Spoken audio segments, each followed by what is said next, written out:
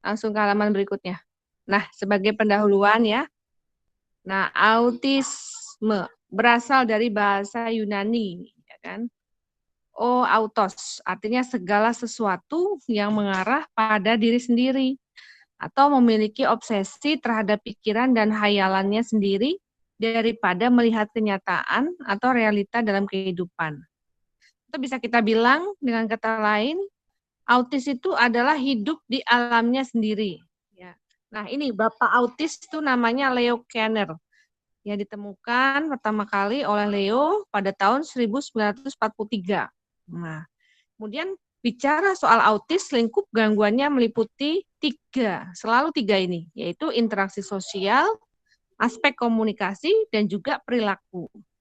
Yang mana ketiga hal tersebut akan mempengaruhi kualitas hidup saat masih kanak-kanak maupun dewasa. Nah, rehabilitasi medik di sini kembali pada filosofi bahwa rehab medik memiliki falsafah yaitu meningkatkan quality of life ya, termasuk quality of life penderita autis. Di mana dengan cara bagaimana bisa meningkatkan kualitas hidup penderita autis dengan memfasilitasi pengembangan bentuk komunikasi, interaksi sosial, dan juga mengatasi gangguan sensori motor melalui latihan yang terstruktur. Ya. Berikutnya, nah definisi yang lain ya, gangguan spektrum autis atau autis spectrum disorder adalah sekumpulan gejala gangguan perkembangan yang menyebabkan satu gangguan sosial atau interaksi sosial, dua gangguan komunikasi, dan yang ketiga adalah gangguan perilaku yang bermakna. Oke. Berikutnya, menurut DSM-5 ya, definisi daripada ASD atau autisme spectrum disorder adalah neurodevelopmental disorder atau gangguan perkembangan neurologis ya dengan gambaran adanya hendaya atau gangguan pada komunikasi, interaksi sosial, dan pola perilaku, serta adanya ketertarikan yang bersifat monoton. Berikutnya, lain lagi pada ICD-10 ya, dikatakan adanya gambaran psikopatologis pada 3 area, yaitu satu, tidak didapati adanya timbal balik saat berinteraksi sosial. Dua, komunikasi serta perilaku yang terbatas. Serta yang ketiga adalah adanya gerakan stereotipik yang berulang-ulang tanpa tujuan. Di mana ketiga hal tersebut di atas muncul pada usia 3 tahun pertama kehidupan anak dan menetap pada masa dewasa. Berikutnya, ya. Apa perbedaan definisi autis pada DSM-5 dan ICD-10? Berbeda pada penetapan usia. Jadi pada DSM-5 tidak ada batasan usia, sementara menurut ICD-10 bahwa autis akan muncul pada usia 3 tahun. Ya, maksimal tadi 3 tahun ya. Berikutnya. Nah, bagaimana karakteristik pasien dengan autis? Ya, satu, adanya selektif berlebihan terhadap rangsang. Dua, kurangnya motivasi untuk menjelajahi lingkungan baru. Ketiga, respon stimulasi diri yang mengganggu interaksi sosial. Yang keempat, adanya respon unik terhadap imbalans dari stimulasi diri atau adanya gerakan stereotipik yang khas. Ya. Berikutnya, nah, untuk epidemiologi antara pria dan wanita ya, ternyata laki-laki jauh lebih tinggi kasusnya, 4:1. Atau bisa dikatakan menurut epidemiologi 1 dari 500 anak ya, hingga 1/50 anak. Sedangkan di Indonesia di tahun 2015 diperkirakan 1/250 anak ya. Slide berikutnya. Nah, untuk etiologi ada beberapa teori ya, diantaranya satu teori yang mengatakan adanya kelainan yang sifatnya neurobiologik, seperti adanya kelainan amigdala atau adanya sirkulasi darah yang lebih lambat pada beberapa lapisan luar otak, ya, menurunnya jumlah sel yang bertugas meneruskan sinyal yang berpusat di cerebellum ke korteks. Berikutnya, ada juga yang mengatakan teori psikogenik, ya, kemudian teori genetik, teori ketidakseimbangan neurotransmitter pada masa awal kehamilan, dan ada yang mengatakan ada hubungannya dengan infeksi TORS, kemudian perdarahan saat kehamilan, berat badan lahir rendah, adanya respiratory distress syndrome, dan juga adanya hiperbilirubinemia. Slide berikutnya. Teori lain mengatakan gara-gara kesulitan metabolisme, jadi adanya maldigestif, peningkatan permeabilitas usus, ya. Ada yang mengatakan juga berhubungan dengan keracunan logam seperti timbal. Kemudian ada yang mengatakan ada hubungannya dengan vaksinasi MMR. Tapi ternyata bahwa imunisasi MMR tidak menyebabkan autis, ya. Bibit autis memang ada sebelum bayi dilahirkan, bahkan sebelum vaksinasi. Jadi bukan gara-gara MMR, ya. Dan karena ada yang mengatakan kadar protein otak tinggi. Slide berikutnya.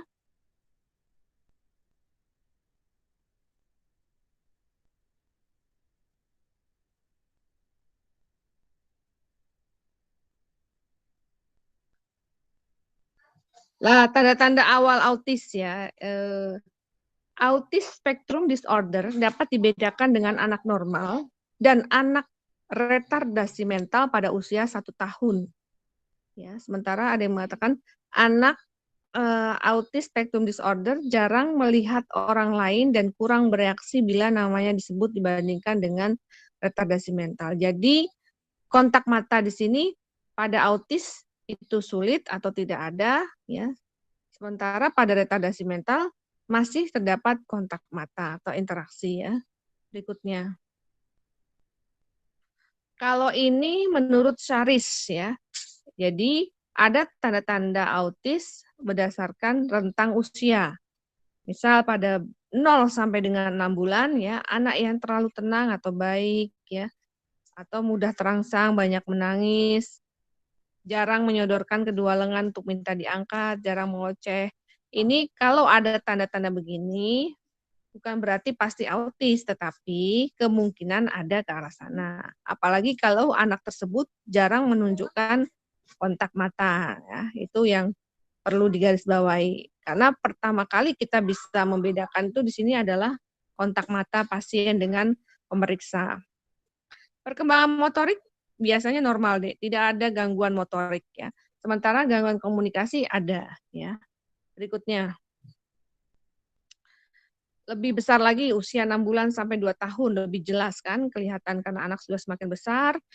Anak tidak mau dipeluk atau cuek dengan orang tuanya, tidak mau ikut permainan sederhana. Nah, tidak tertarik pada boneka atau mainan, ya, seusianya. Malah tertarik pada kedua tangannya sendiri. Nah, itu hal-hal tersebut kita patut waspada, jangan-jangan ini autis. Slide berikutnya.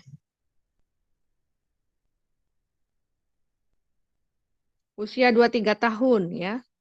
Menganggap orang lain sebagai alat atau benda, ya, menunjukkan kontak mata yang sangat terbatas. Bisa juga ada gejala seperti mencium atau menjilat benda-benda.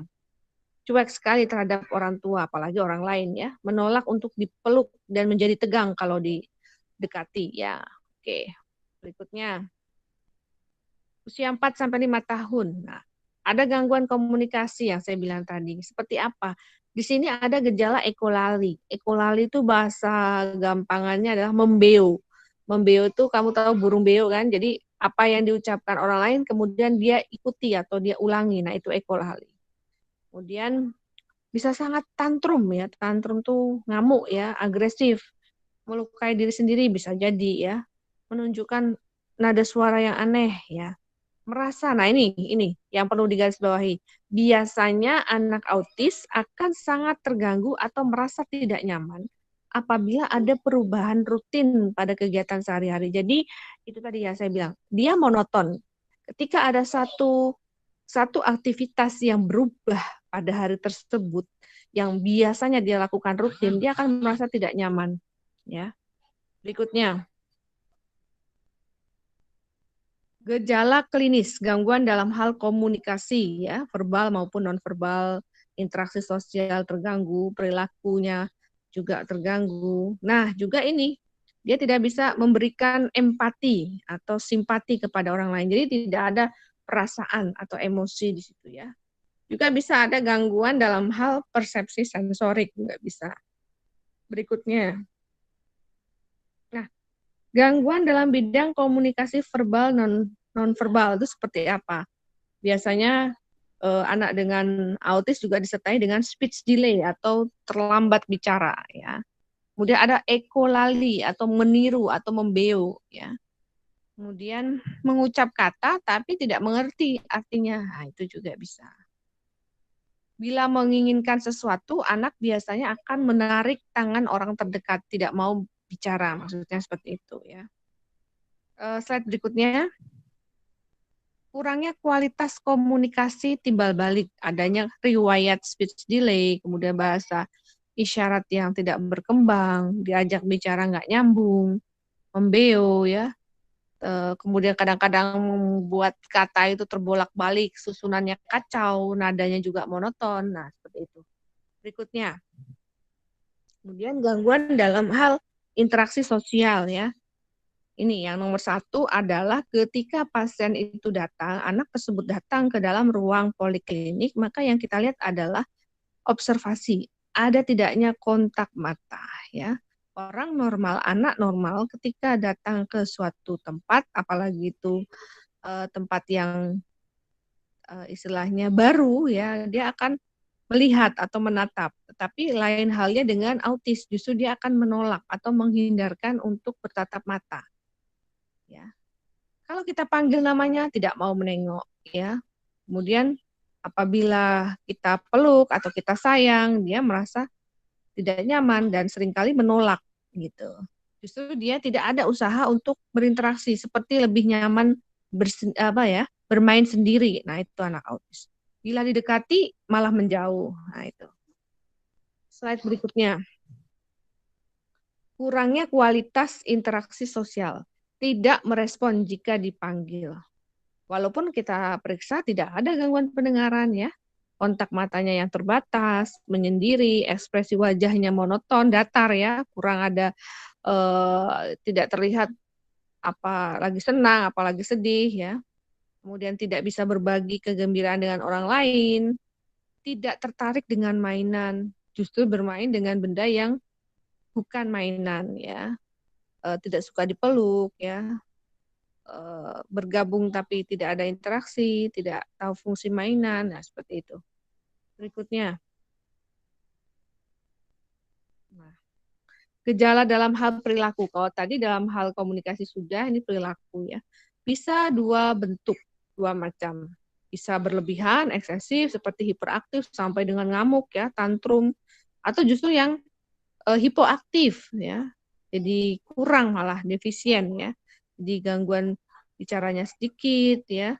Kemudian perilaku sosialnya juga kurang sesuai, adanya defisit sensoris ya. Jadi anak itu bisa tertawa, bisa menangis, tapi tidak ada sebabnya, ya, atau justru melamun. Nah, berikutnya, nah, kemudian tadi sudah dalam hal komunikasi, interaksi sosial, dan juga yang perilaku ya. Perilaku itu di sini adalah gerakan stereotip. Jadi adanya suatu gerakan yang dilakukan berulang-ulang tapi tidak ada tujuan. Contoh, jinjit saat berjalan. Meskipun kita periksa pada kaki tidak ada kelainan kaki, ya artinya dia melakukan itu bukan karena suatu penyakit, tetapi memang karena ini tadi gerakan stereotip. Ya. Kemudian seringnya menumpuk benda, tumpuk-tumpuk, memutar badan, ya, melompat-lompat, ya. Hand flapping itu tangan tuh nggak bisa diem deh, jari-jari itu gerak terus, ya. Kemudian memutar benda-benda atau bisa juga ini kedip-kedip, pejamkan mata, melirik, ya, memasukkan semua benda ke mulut. Ada juga yang tipe ini nih, benda itu kalau ditemukan tuh sama dia pasti dipelintir-pelintir, kertas dirobek-robek, ya kan. Kemudian tangannya itu diamati terus, digerakkan, diamati jari-jarinya ya. Ada juga yang ini memainkan kemaluan, ada juga ya, tepuk tangan, terus benda itu digesek-gesek biar bunyi ya. Jadi ini semua adalah istilahnya apa ya?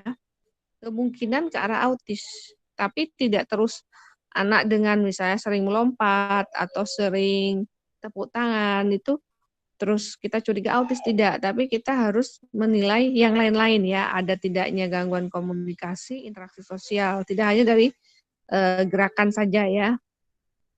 Ada juga tuh anak atau bahkan orang dewasa ya membaui makanan. Nah, sebelum dimakan. Nah, itu bukan autis, kadang-kadang itu kebiasaan juga ada tuh seperti itu ya.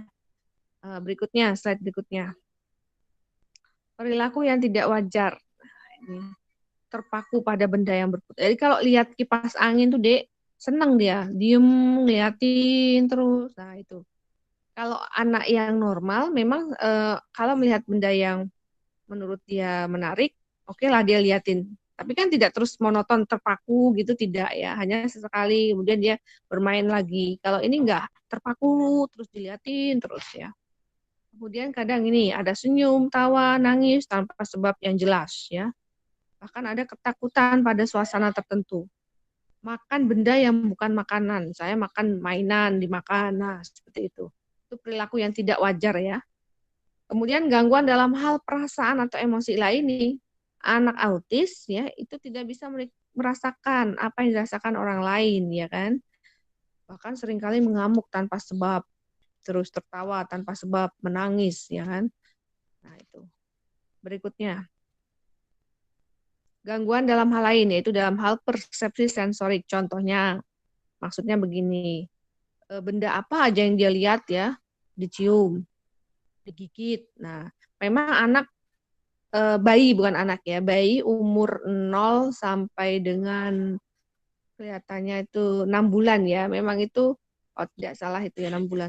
Fase oral, jadi kalau ada benda apa saja pasti masuk mulut, itu wajar. Tapi kalau anak 4 tahun, 5 tahun, menemukan benda kemudian apa aja yang dia lihat dimasukkan mulut, dimakan, nah itu kan nggak beres. Nah ini salah satu gangguan dalam hal persepsi sensorik.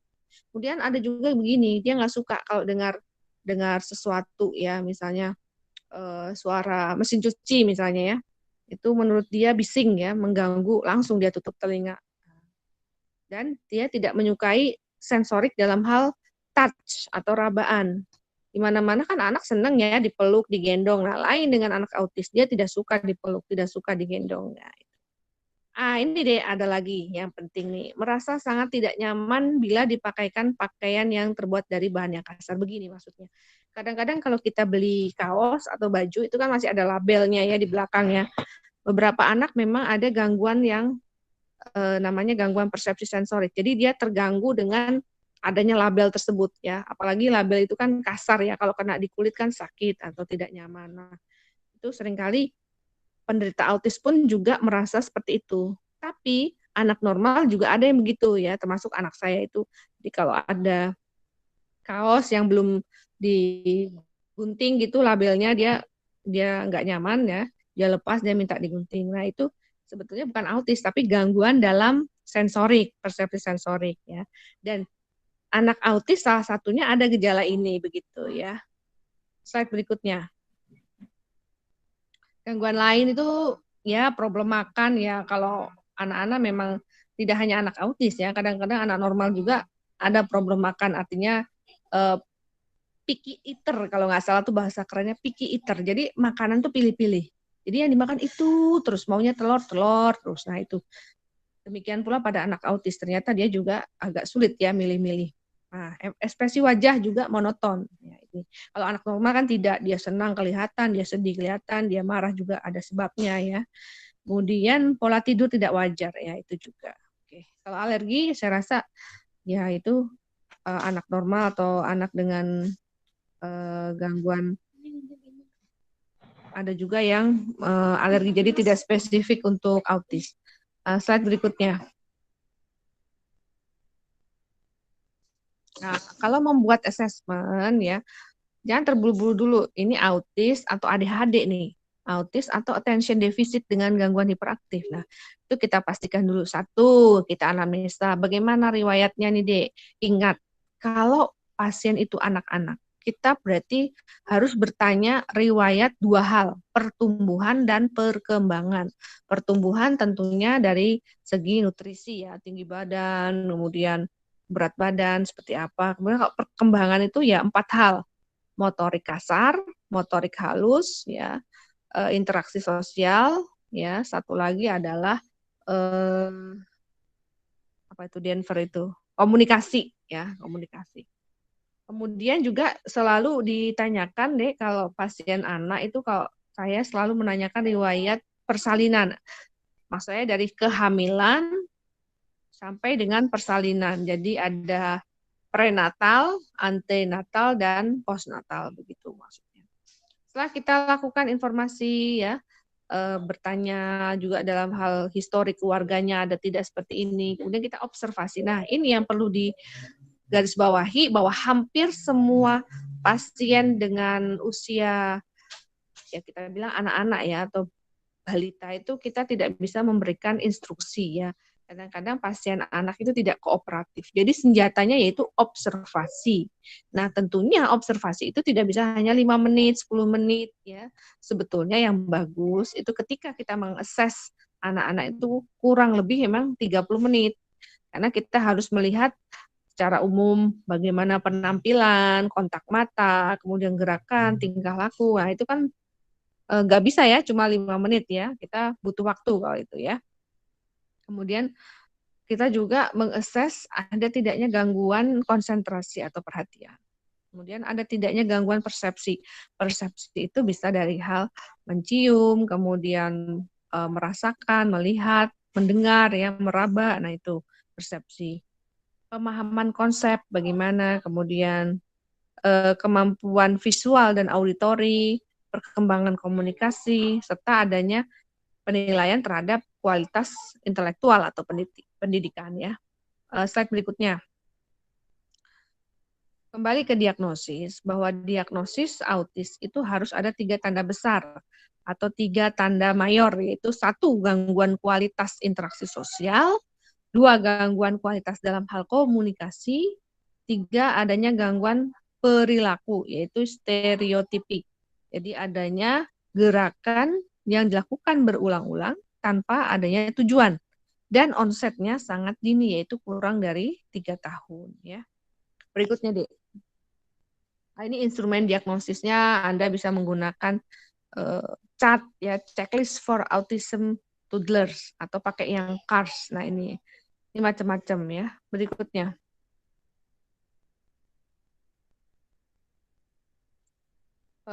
Oke, ini tadi kita kayaknya sudah bahas belum ya DSM. Oh, belum.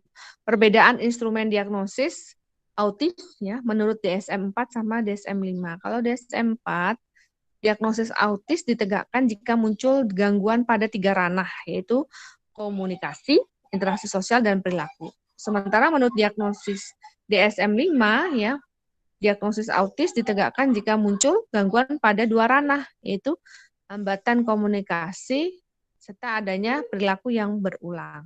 Ya, oke. Berikutnya, Dek. Kriteria diagnosis menurut DSM-5.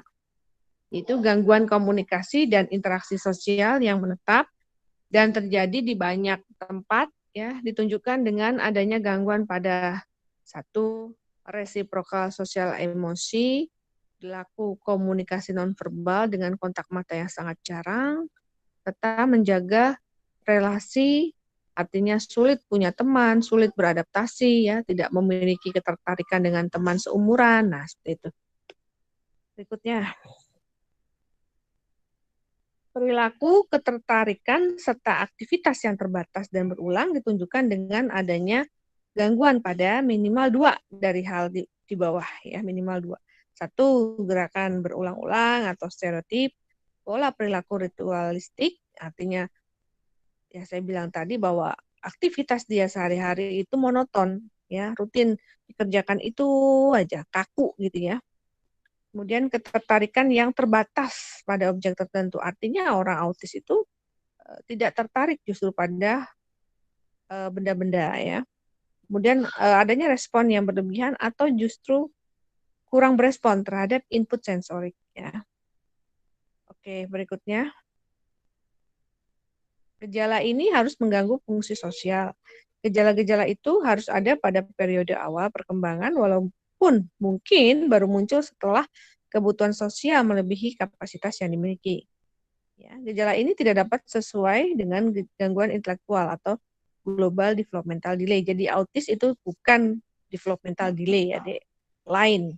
Atau bisa kita katakan bahwa autis itu bukan retardasi mental, bukan anak dengan keterbelakangan intelektual, itu lain ya. Berikutnya. Ini kamu baca saja. Jadi ada satu tools yang bisa kamu pakai memudahkan ketika mau mendiagnosis pasien dengan autis ya. Tinggal mengisi checklist ini ya dengan cara menanyakan ke orang tuanya ya. Oke, berikutnya. Nah, ini untuk nilainya ya. Kalau menggunakan CARS lain lagi. Kalau tadi coba slide berikutnya kan pakainya chat ya. Yang ini CARS, yang tadi itu mundur. Nah, ini kan chat ya. Ini ada di sebelah kanan ini high risk apabila tidak bisa menjawab A5, A7, B2, B3, B4. Nah, ini nggak usah dihafal. Di print aja, dilihat, atau kalau praktek ya di print terus ditaruh di meja praktek ya. Tidak usah dihafal. Ini menggunakan chat. Slide berikutnya, charge. Ini yang item-itemnya adalah relating to people, imitation, emotional response, body use, object use. Nah, ini ya.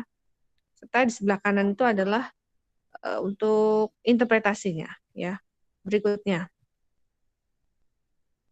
Untuk diagnosis banding, katakan ada sindroma Rett, sindroma Asperger.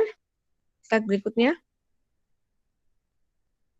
Sindroma disintegratif, dan yang ketiga lah ini, retardasi mental. Tetapi kalau kita lihat 3 ciri autis tadi pada pasien retardasi mental tidak dijumpai, yaitu apa saja?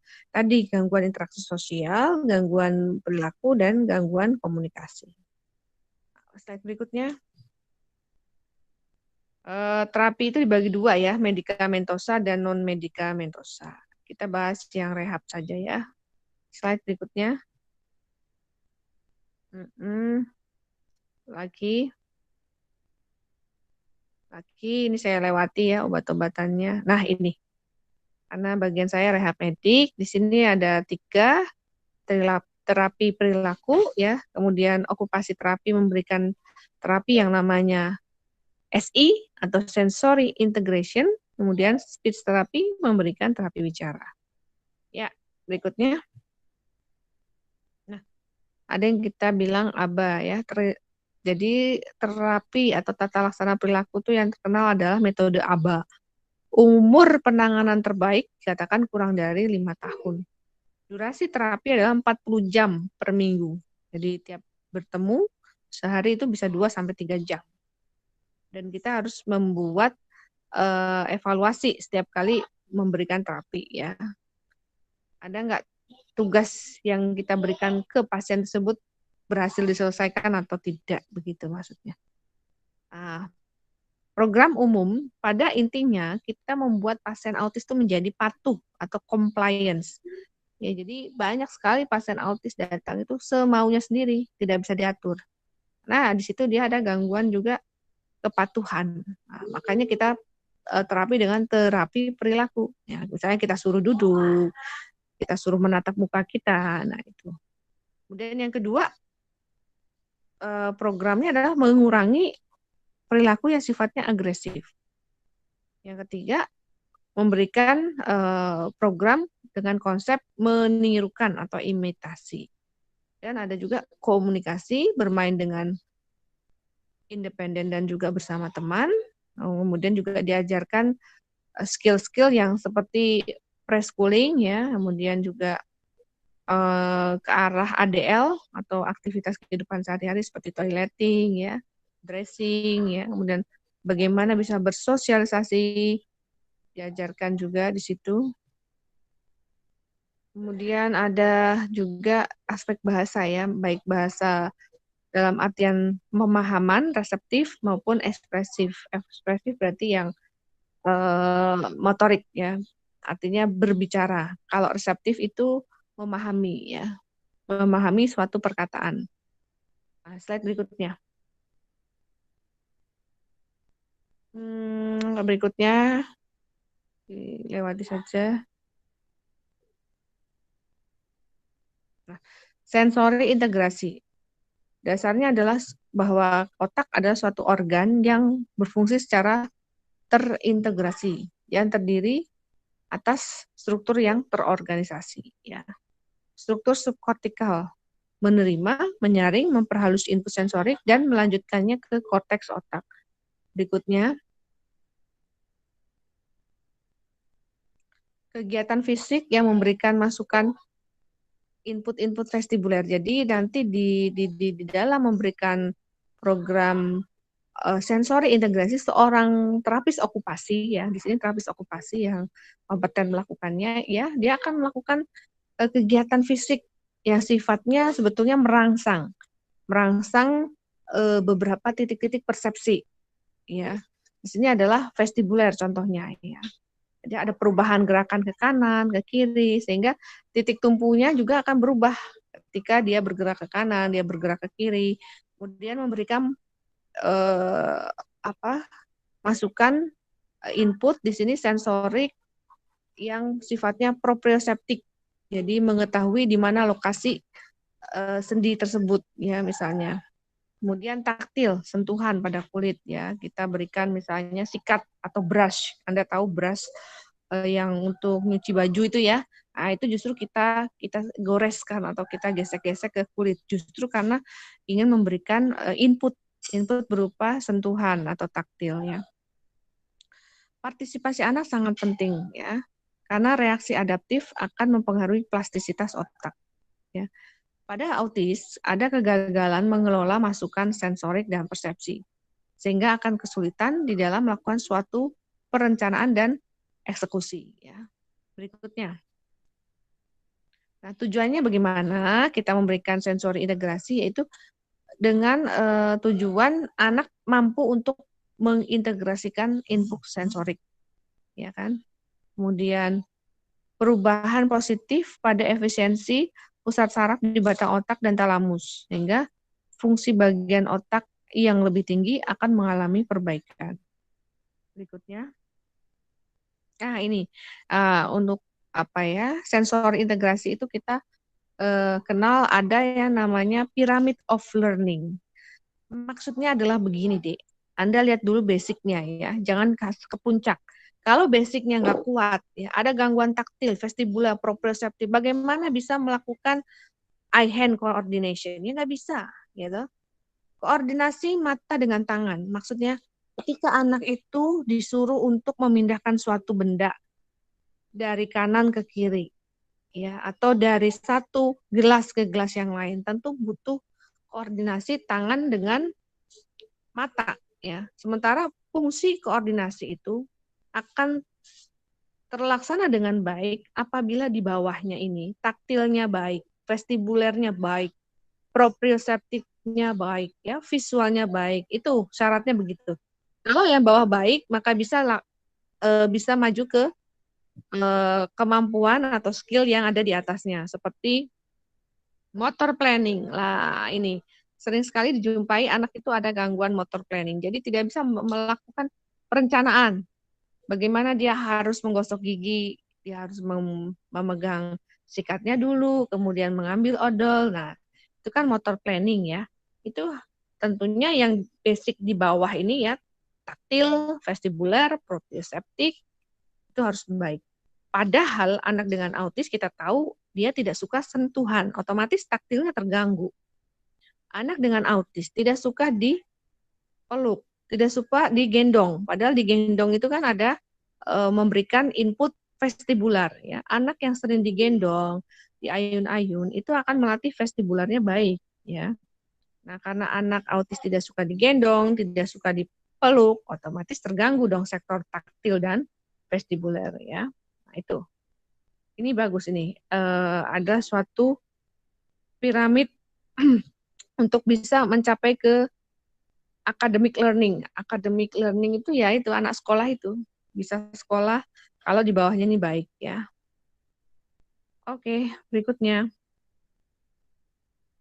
Prinsipnya adalah sensor integrasi itu melatih anak untuk menggunakan beberapa jaras di dalam otak secara bersamaan.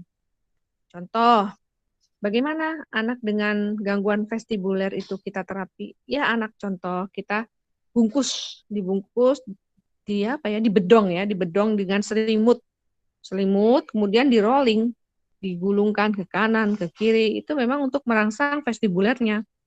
Atau disuruh ini lompat-lompat di ini trampolin. Nah, itu melatih juga tuh vestibulernya. Gampangannya kalau di rumah ada kursi goyang, nah, anak itu suruh mainan itu, duduk di kursi goyang itu melatih juga vestibuler. Atau berputar di dalam ban, naik turun tangga. Nah, itu juga melatih vestibuler. Slide berikutnya. Nah, ini contohnya ya. Jadi anak itu, nah ini swing ya, berayun ke kanan, ke kiri, ke depan, ke belakang, itu melatih vestibuler. Berikutnya.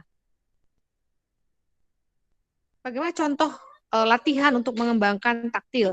Nah, ini yang saya ceritakan tadi. Kulit anak tersebut digosok dengan benda-benda yang memiliki tekstur yang bermacam-macam dan konsistensi yang bermacam-macam. Mulai dari yang halus, Dek, sampai dengan yang kasar. Kamu gosokkan.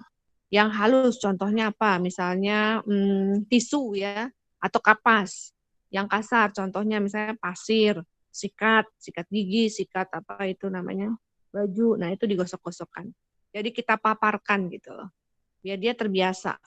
Kemudian juga bisa dengan aktivitas yang menyenangkan, misalnya bermain cat air dengan tangan atau kuas, sehingga dia bisa memegang itu catnya itu, atau juga bermain semprotan air bisa ya, main pasir, biji-bijian. Nah ini meraba binatang peliharaan juga ya, itu melatih dia taktil atau sentuhan. Ya, oke, berikutnya.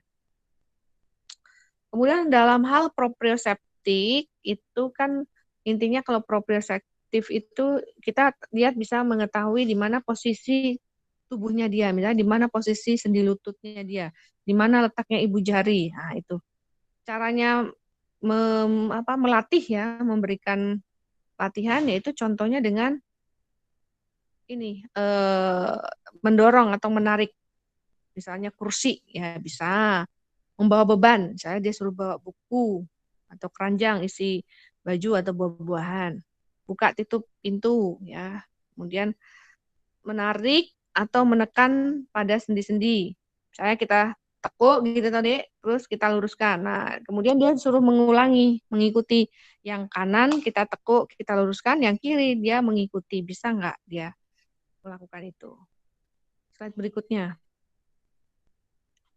Kalau untuk mengembangkan sensori motor skill, bisa dengan ini, bermain ya Dek, dengan tepung, memanipulasi dengan mainan-mainan puzzle, balok, nah, memotong-motong kertas atau menggambar. Nah, banyak sekali yang menarik di sini. Berikutnya,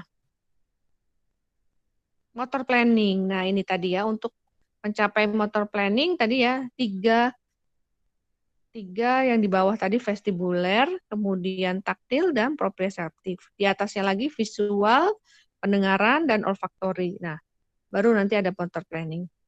Bagaimana anak bisa melompat, ya melompat dari meja, sekitar meja diberi matras, ya beri tanda pada matras, minta anak bisa melompat, ya kan? Untuk melompat dia akan berpikir harus kaki yang mana dulu nih. Itulah yang dinamakan motor planning, terencana. Menirukan jalannya binatang, aktivitas berguling, sepak bola, itu ya. Berikutnya, koordinasi bilateral. Nah, kalau ini menggunakan dua tangan ya, misalnya lempar tangkap bola atau membentuk benda dari malam ya, atau memukul drum dengan dua tangan, dan sebagainya. Itu koordinasi dua. Kalau pendengaran ya apa ya, lebih ke kita harus memberikan bahasa atau perintah yang sederhana, bicaranya pelan, singkat, dan diulang. Gitu. Dan harus sabar nih untuk menunggu anak tersebut bereaksi. Berikutnya, visual skill. Saya dengan bermain center di ruangan yang gelap, ya kan, membuat tanda-tanda di papan atau kertas. Minta anak tersebut menjalankan misalnya skuter atau mobil-mobilan ya, melewati tanda-tanda yang ada, bisa enggak? Karena dia akan melihat. Kemudian belajar menggunting gambar menurut garis. Jadi sudah ada pola, dia hanya tinggal mengikuti. Nah, itu melatih visual. Berikutnya,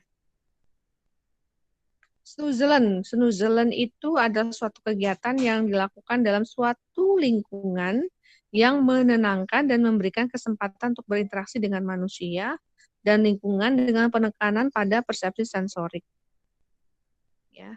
Jadi di sini adalah suatu ruangan tertutup di mana di situ nanti akan ada fasilitas yang lengkap yang mana bisa menstimulasi indera pendengaran, indera penglihatan, membau, kemudian juga merasakan dan juga meraba, lengkap ya satu ruangan tersebut. Berikutnya, ada juga dengan menerapi anak autis itu dengan terapi musik. Ya, tujuannya adalah mengembangkan kemampuan anak, potensi, kemampuan emosi, dan sosialisasi. Dengan tujuan kualitas hidup anak menjadi lebih baik. Berikutnya,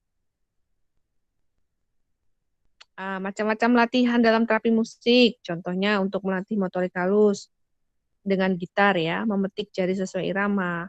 Kemudian motorik kasar dengan misalnya tepuk menggunakan tangan atau tepuk dengan menggunakan kaki ya. Kemudian menyanyi menggunakan alat musik sederhana, menari, menirukan gerakan binatang ya. Atau relaksasi menggunakan musik klasik seperti suara-suara air mengalir, kicauan burung ya, untuk menenangkan sifatnya di situ ya. Berikutnya deh,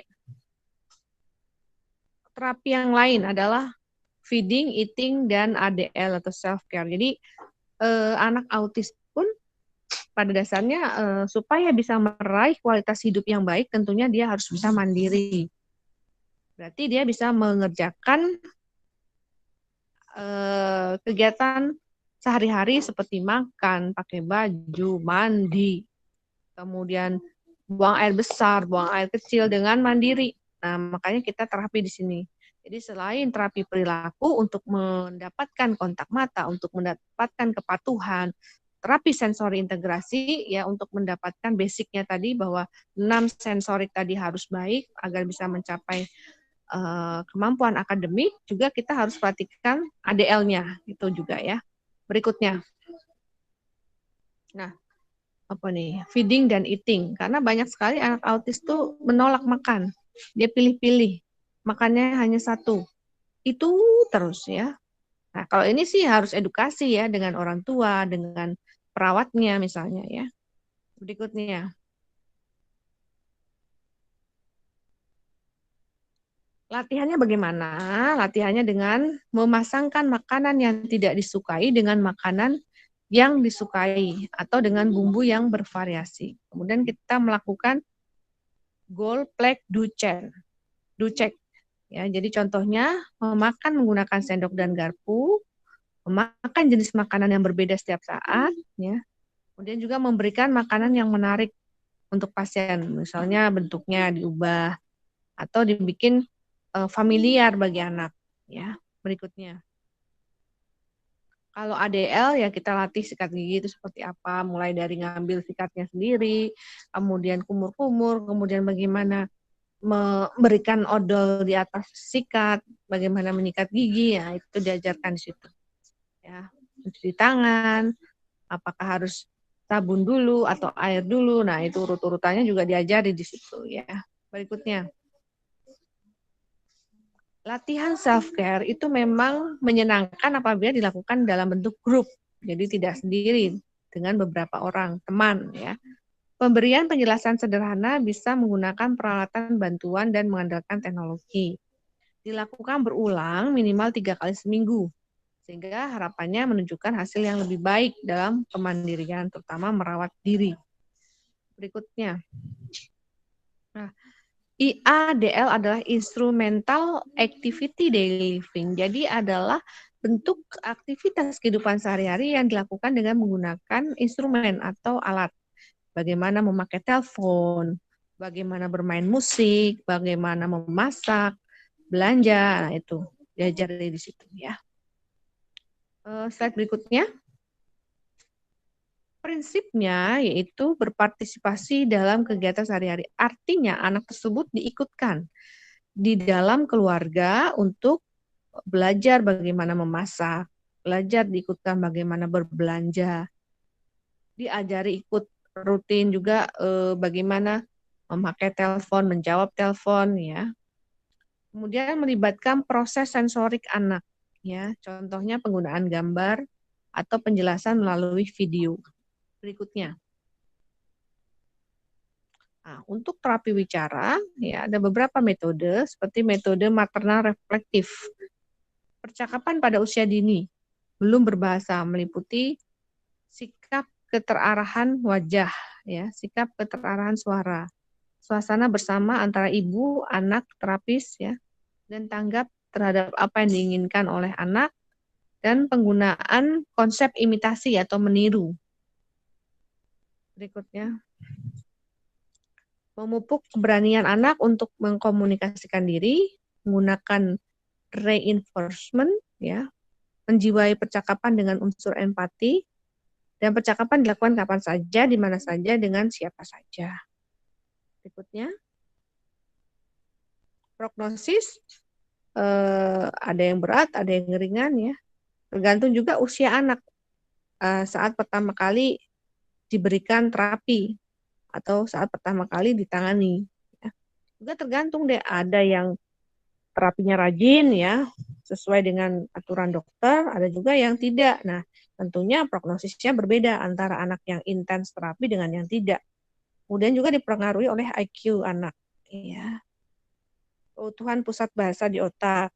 Kemudian indikator IQ pada usia 5 tahun. Bila belum bisa bicara pada usia 5 tahun, dikatakan prognosisnya kurang bagus, gitu. Berikutnya. Sudah. Akhirnya selesai juga, alhamdulillah. Dek, nanti kalau ada pertanyaan WA saya saja, dikumpulkan melalui Jihan Putri. Begitu ya? Sudah cukup ya, Dek ya? Jihan, di mana kau? Halo Jihan. Iya dong. Nah, begitu ya. Nanti tolong kalau ada teman-teman yang mau bertanya, nanti di WA akan ke saya. Nanti saya jawab lewat WA saja ya. Oke. Sudah cukup?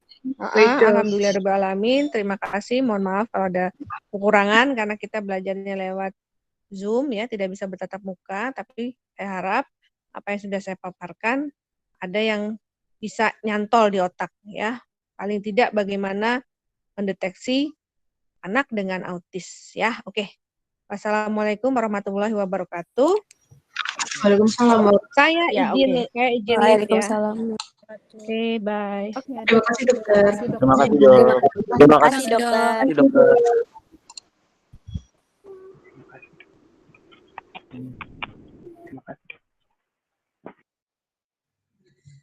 Selamat malam.